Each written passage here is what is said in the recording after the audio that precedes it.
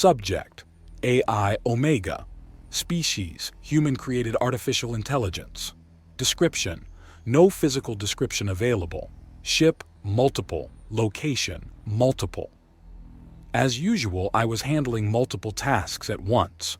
Trying to get all of our ships repaired and replaced while also building new fleets was a monumental task. Recruiting, training, and assigning staff to those ships was another monumental task. On top of all that, I had to deal with spoiled senators who had secured themselves firmly within social bubbles that kept them ignorant.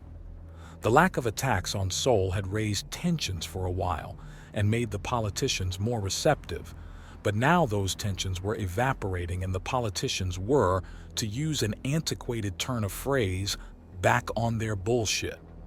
I fail to see how giving the Republic our technology would possibly stand to benefit us, Omega, Senator Richardson said, with an insincere, dramatic flourish of frustration. The technology we would be giving them is several generations behind our own. Add to that strict oversight and anti-intelligence measures, and we have no cause for any concern. In return, we gain our new fleets at record speeds, I replied. We get new fleets, but we would be pouring money into their economy. A foreign economy which we aren't even trading with yet. My constituents have concerns about this. If I had eyes, they would be rolling. By constituents, he means the corporations that fund his campaigns. The corporations who would much rather we build our own stations and then start building the new fleets. Short-sighted fools who believe they're the smartest people in the galaxy, as fools often do. Still, they make life interesting in their own way. The Republic has to hire many of our own citizens to work aboard the stations to be able to fulfill the orders, trainers, subject matter experts, licensed professionals, and the like. The ships are being made to our standards, and the Republic is footing the bill for the people they're hiring, I explained. So we're getting a rebate, Richardson replied sarcastically. Not only that, but integration. Your constituents could be swayed by simply pointing out that integration leads to trade and access to new markets. Our people aboard the stations will want supplies from home that the Republic cannot provide, and those supplies will be viewed with envious eyes. Before long, popular demand for trade networks will explode, I gestured. But if we vote no on the proposal, who knows how long it will be before we can secure trade guarantees? Richardson looked deep in thought. I could tell he was working on positioning statements for his corporate overlords.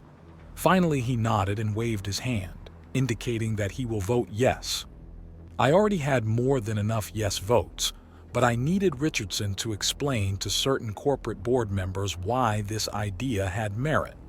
A yes vote won't have much weight without corporate cooperation, and a direct meeting with me would intolerably bolster their already massive egos.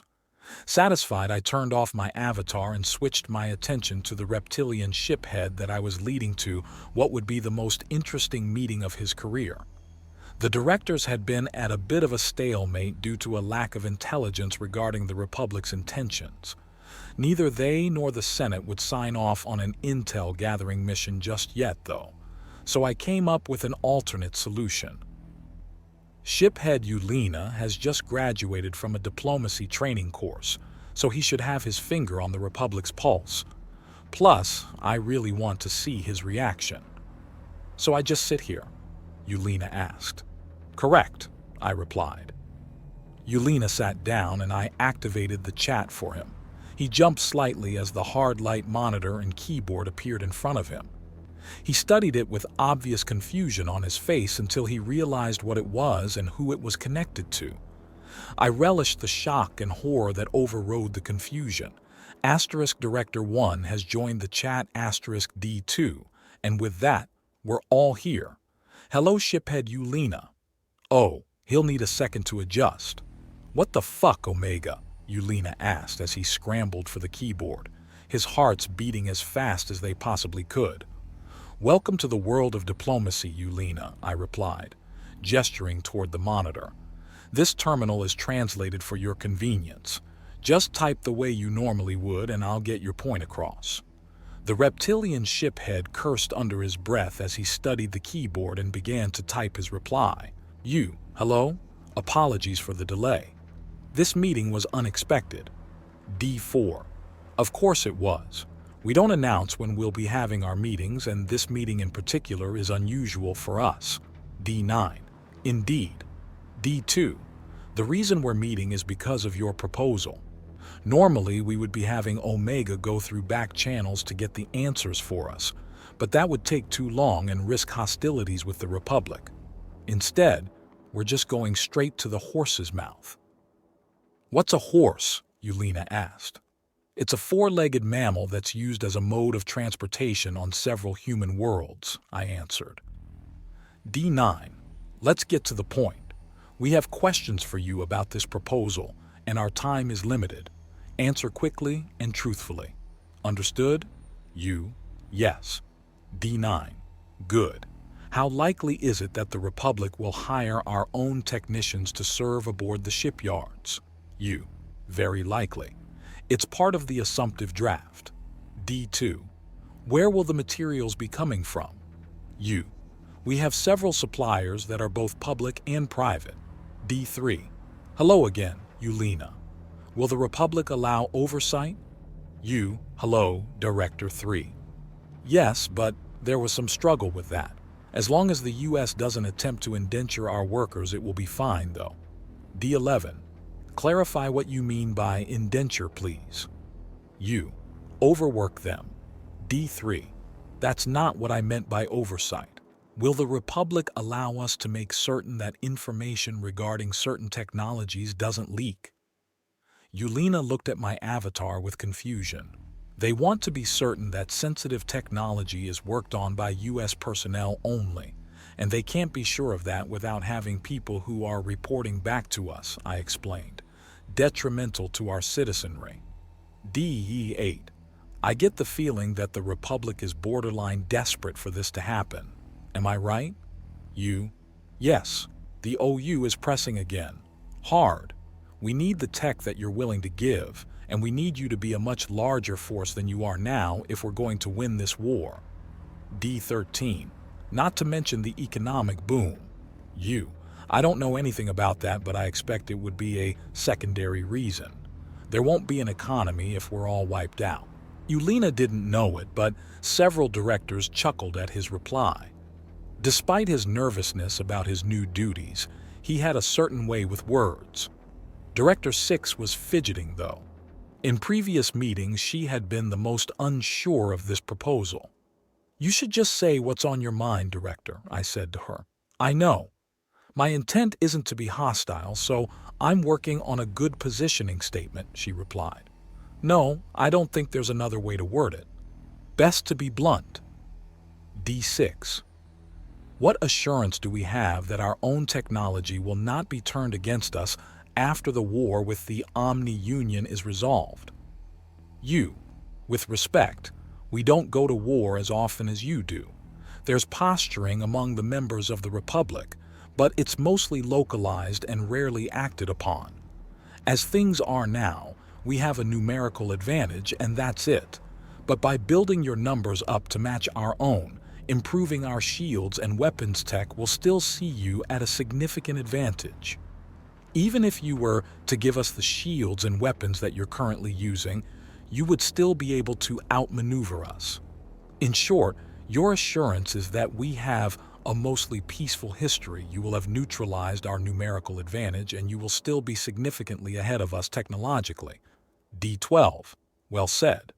D5. I see no flaw in your argument. D2.